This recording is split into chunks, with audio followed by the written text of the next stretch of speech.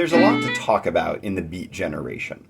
And if this channel was about literature in general, we would do a couple videos on novels in the Beat Generation. We talked a little bit already about some of the fiction of Jack Kerouac, but I also pointed you to one of his most important poems, San Francisco Blues, where he talks about the Beat Generation as a thing. Because this is a poetry channel, I want to focus on the poetry of the Beat Generation. And in order to do that, we need to talk about a man who himself didn't always think of himself as part of the Beats, and yet was essential to making possible the great poetry that came out of, especially the mid to late 1950s, that defined the beatnik and the Beat Generation for the world.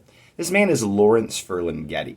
Lawrence Ferlinghetti was born in the 1920s. He had a similar trajectory to Jack Kerouac up to a point. So, born in the 20s, he was involved in the military during World War II. Now, Jack Kerouac was part of the Merchant Marines, which means he didn't see action, and he actually didn't serve very long. He ended up being honorably discharged due to his health. I think what we would now consider more his mental health than his physical health.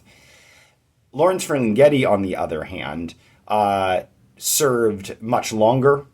He did see action, and he came out of the war years as a veteran who definitely had the formative experience of his young life in World War II, as opposed to Kerouac, who I think his formative experiences were more the travels he did shortly after the war. Similar to Kerouac, Ferlinghetti also went to Columbia University. Now, this is going to have a similar trajectory to the story of the military. Kerouac didn't last very long at Columbia. He played some sports. He took some writing classes with the writer Mark Van Doren, who was an important poet of the 40s in his own right.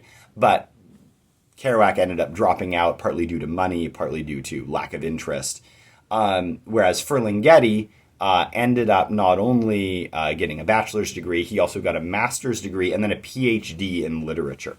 So Ferlinghetti went much more what we would think of as the Robert Lowell route, where he found a place for himself in academia.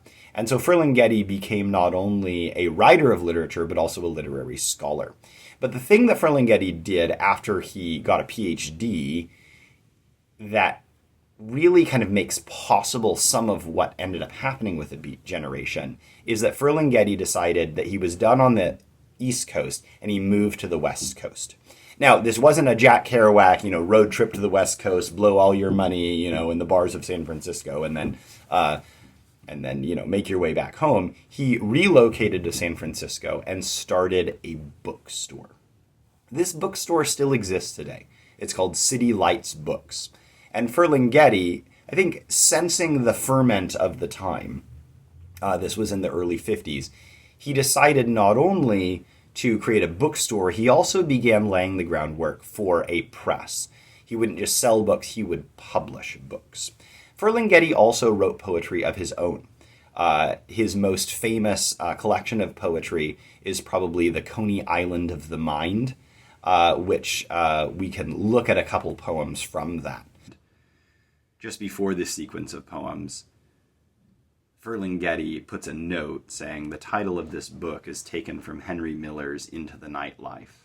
It is used out of context, but it expresses the way I felt about these poems when I wrote them, as if they were, taken together, a kind of Coney Island of the mind, a kind of circus of the soul. Poem 1. In Goya's greatest scenes, we seem to see the people of the world exactly at the moment when they first attained the title of suffering humanity. They writhe upon the page in a veritable rage of adversity, heaped up, groaning with babies and bayonets under cement skies. in an abstract landscape of blasted trees, bent statues, bats' wings and beaks, slippery gibbets, cadavers, and carnivorous cocks, and all the final hollering monsters of the imagination of disaster. They are so bloody real, it is as if they really still existed. And they do. Only the landscape is changed. They are still ranged along the roads, plagued by legionnaires, false windmills, and demented roosters. They are the same people, only further from home, on freeways 50 lanes wide, on a concrete continent, spaced with bland billboards, illustrating imbecile illusions of happiness. The scene shows fewer tumbrils, but more maimed citizens in painted cars, and they have strange license plates and engines that devour America.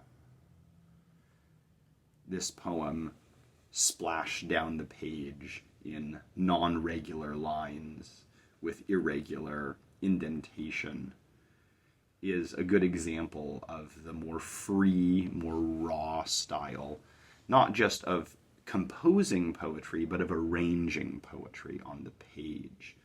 You can see that there's a visual pattern to how the lines are arranged down the page, but there's not a regularity. It's not like every other line is indented the same amount every time. There's sort of an ebb and flow down the page. In the content of the poem, we have the first half, which talks about Goya, the famous Spanish painter's scenes, which if you've seen Goya's paintings, they are terrifying. Often scenes of the Spanish Civil War or scenes from the more gnarly parts of mythology.